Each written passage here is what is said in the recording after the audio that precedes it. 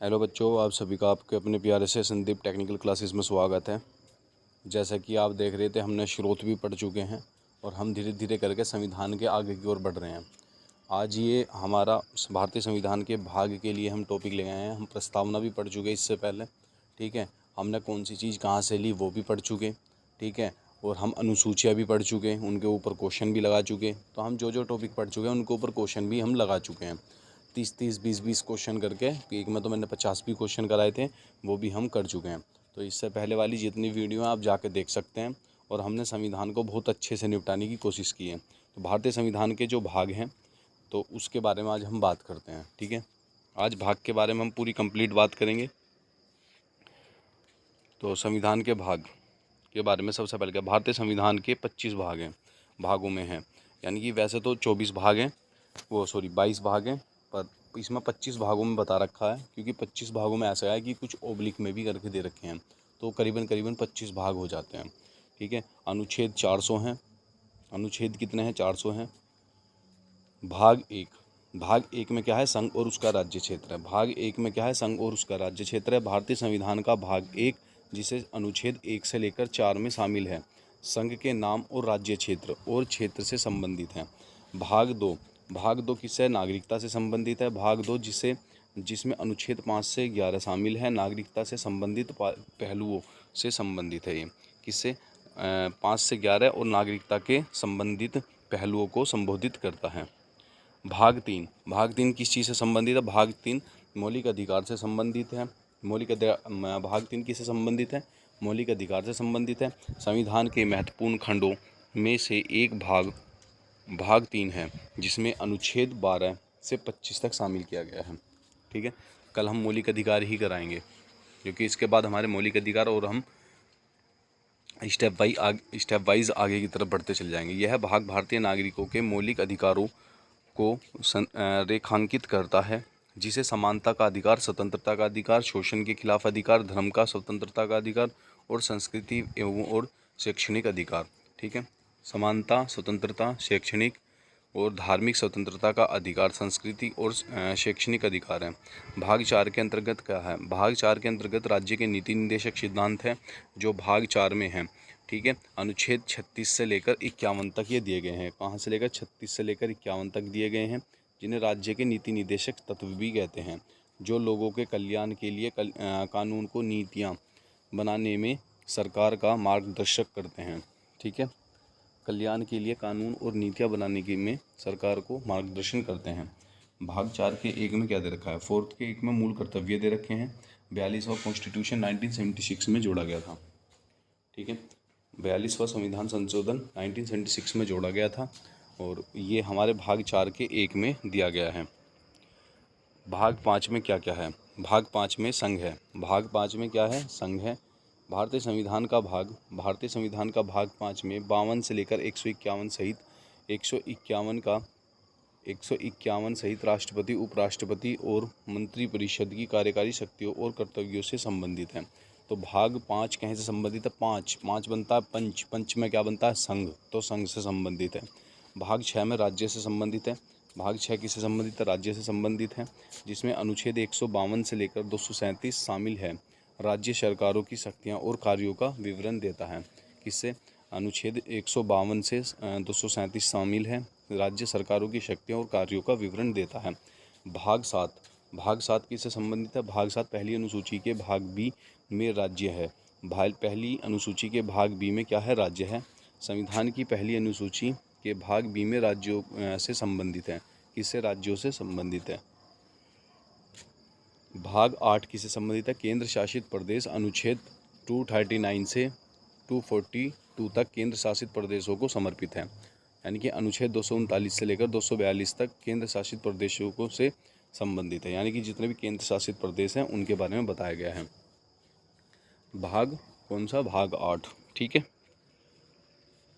और हमारा भाग 9 पंचायतों से संबंधित है, ठीक है। भाग 9 किससे संबंधित है? पंचायतों से संबंधित है, जो 243 से लेकर 243 के ओ के साथ पंचायतों के संरचना और संगठन को संबोधित करता है। भाग 9 के बाद भाग क्या है? 9 का ए। देखो इन्हीं कारण से बढ़े गए हैं, जैसे 25 हुए हैं तो इन्हीं कारणों से हुए हैं। जैसे कि 9 का ए नगर पालिका से संबंधित है। नगर पालिका अनुच्छेद 243 के पी से 243 के जेड जी शामिल हैं। नगर पालिकाओं पर चर्चा करता है, यानी कि नगर पालिका के बारे में बताएगा। पंचायत यानी कि देहात से जुड़े हैं जो भी पंचायती राज होंगी, उससे जुड़ा हुआ है। 9th का ठीक है। और 9th का जो ए है वो किससे संबंधित है? नगर पालिकाओं से संबंधित है। जब भाग सहकारी समितियों वाला भाग 9 का बी किससे संबंधित है? अनुच्छेद 243 के जेड से लेकर एच शामिल हैं और सहकारी समितियां से संबंधित है। देखो सहकारी समितियां होती हैं, ये सरकारी डिपार्टमेंट्स होते हैं, इनके लिए भी बने हुए होते हैं। ठीक है। भाग 10 में क्या है? अनुसूचित जाति और जनजाति क्षेत्र के लिए। अनुसूचित जाति और जनजाति क्षेत्र के लिए अनुच्छेद 243 और 244 ए 244 सॉरी, जिसमें भाग अनुच्छेद 244 और 244 के ए में शामिल है। अनुसूचित और जनजाति और क्षेत्रों के प्रशासन पर चर्चा करता है। भाग जो हमारा 11 है, संघ और राज्य के बीच संबंध स्थापित करेगा। ठीक है, संबंध बनाएगा संघ और राज्यों के बीच, वो अनुच्छेद 245 से 263 तक शामिल है। संघ और राज्यों के बीच विधि शक्तियों के वितरण की रूपरेखा तैयार करता है। किसके बीच? संघ और राज्य के बीच। संघ और राज्य के बीच क्या करता है? संबंध स्थापित करता है। ठीक है। और ये जिसमें अनुच्छेद 245 से 263 शामिल है। संघ और राज्य के बीच विधायी शक्तियों का क्या है? वितरण है। भाग 12 में क्या संबंधित है? भाग 12 में क्या है? वित्तीय संपत्ति और अनुबंध और मुकदमे संबंधित है। भाग 12 में क्या क्या संबंधित है? वित्त, संपत्ति, अनुबंध और मुकदमे। भाग 12 वित्तीय मामलों से संबंधित और अनुच्छेद 264 से 300 ए शामिल है। ठीक है, 264 से क्या शामिल है? 300 ए शामिल है। भाग जो है हमारा 13, भाग 13 में क्या है? भारत के क्षेत्रों के भीतर व्यापार वाणिज्य और संभोग। अनुच्छेद 301 से लेकर 307 भारत के क्षेत्र के भीतर व्यापार वाणिज्य और संभोग पर चर्चा करता है। किस पर? भीतर व्यापार वाणिज्य और संभोग पर क्या करता है? चर्चा करता है। आई बात समझ में? तो भाग 13 भी हो गया हमारा। भाग 14 में क्या क्या है? भाग जो 14 है, राज्य और संघ और राज्यों के अधीन सेवाएं, यानी कि जो राज्य सरकार और संघ सरकार के अधीन जो सेवाएं आएंगी उनके बारे में बातें करता है। 300 इसमें अनुच्छेद 308 से 323 तक है। इसमें सहित भाग 14 संघ और राज्यों के अधीन सेवाओं से संबंधित है, यानी कि संघ और राज्यों के बीच जो अधीन सेवाएं दी जाएंगी उनके बारे में संबंधित है। भाग 14 के बी में अब देखो एक ये बढ़ गया। 14 के बी में क्या है? न्यायाधिकरण है। 14 के ए में न्यायाधिकरण से संबंधित है। इसमें कुछ अनुच्छेद 323 के ए और 323 के बी शामिल हैं। अब आगे भाग 15। भाग 15 में क्या है? चुनाव है। भाग 15 में क्या है? चुनाव है, जिसमें अनुच्छेद 324 से लेकर 329 शामिल हैं। चुनावों पर चर्चा करता है। चुनावों पर क्या करता है? चर्चा करता है।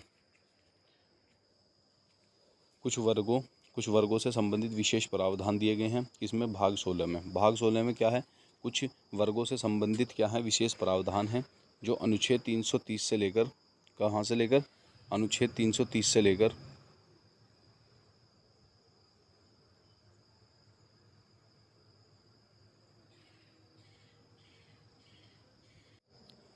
हाँ, तो देखिए अब क्या है कि भाग 16 में कुछ वर्गों से संबंधित विशेष प्रावधान दिए गए हैं, जो अनुच्छेद 330 से लेकर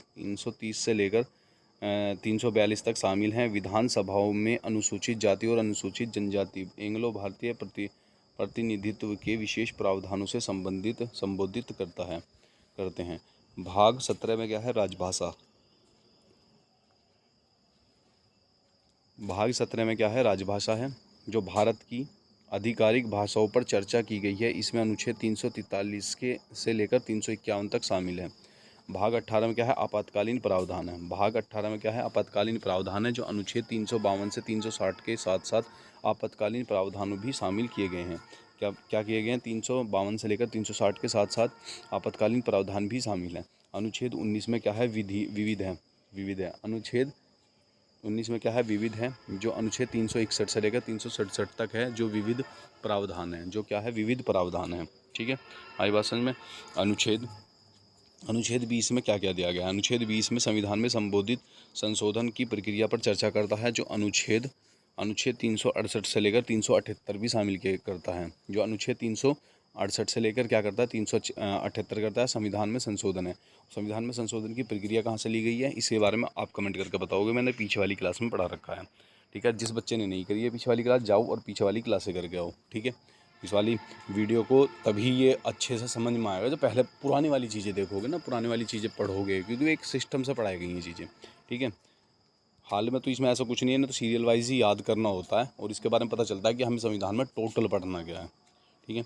अस्थायी संक्रमणकालीन विशेष प्रावधान दिए गए हैं भाग 21 में। जो अस्थायी संक्रमणकालीन और विशेष प्रावधान है वो अनुच्छेद 379 से 392 तक हैं, जो अस्थायी संक्रमणकालीन और विशेष प्रावधानों से संबंधित हैं। भाग 21 के अंतर्गत दिया गया है। भाग 22 में क्या है, संक्षिप्त शीर्षक प्रारंभ हिंदी में आधिकारिक पाठ और निरीक्षण है वो अंतिम भाग जो है हमारा 22 में अनुच्छेद 393 से लेकर 394 में शामिल है। हिंदी में कुछ कानून का संक्षिप्त शीर्षक है, आधिकारिक पाठ और निरीक्षण निर्दिष्ट करते हैं। यही हमारे क्या थे, आज के भाग थे। तो टोटल 22 भाग हमारे ख़त्म हो चुके हैं। कल से हम पढ़ेंगे मौलिक अधिकार। तो उम्मीद करता हूँ आपको ये चीज़ें समझ में आई होंगी और वीडियो में इसी तरीके से बने रहिए और चैनल को सब्सक्राइब करिए ज़रूर, ठीक है। चैनल को सब्सक्राइब करिए। हमें 10K का टारगेट है हमारा इस साल और हम 10K से भी ऊपर जाएंगे, ठीक है। आप हमें सपोर्ट करते रहिए, इसी की प्रकार बने रहिए अपने इस प्यारे से यूट्यूब चैनल पर। आपको जय हिंद, जय राम राम। जय हिंद, जय भारत, जय श्री राम।